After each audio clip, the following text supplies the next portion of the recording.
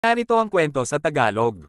Ang pagsilang ng mambabasa. Sa isang tahimik na baryo na napapaligiran ng malalawak na burol, namuhay si Elias, isang 18 taong gulang na binata, sa gitna ng payak at paulit-ulit na buhay.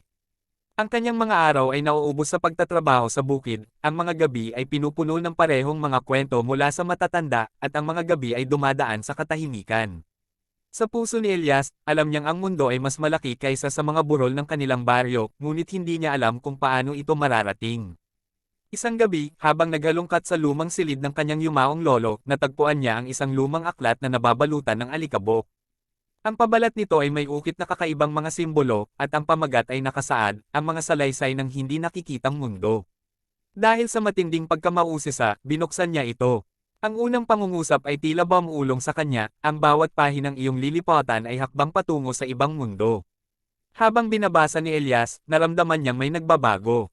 Ang mga salita ay hindi lang basta tinte sa papel, binuo nito ang mga malinaw na imahe sa kanyang isipan. Para bang naglalakbay siya kasama ng matatapang na kabalyero, nakikipag-usap sa matatalinong pantas, at naglalakad sa mga mahiwagang gubat. Ang bawat kabanata ay nagbukas ng mga sikreto, aral, at pakikipagsapalaran hindi niya akalaing mararanasan. Ang mga araw ay naging linggo habang nilulunod niya ang sarili sa aklat. Ang dati tahimik na si Elias ay nagbago. Lumawak ang kanyang imahinasyon, at nagsimula siyang magbahagi ng mga kwento na hango sa aklat sa kanyang mga kabaryo. Unti-unti, nagtipon ang mga tao upang makinig. Ang baryo, na dati tahimik, ay napuno ng sigla at pagkamausisa. Isang gabi, nang maabot niya ang huling pahina, ang aklat ay biglang nagningning at nawala.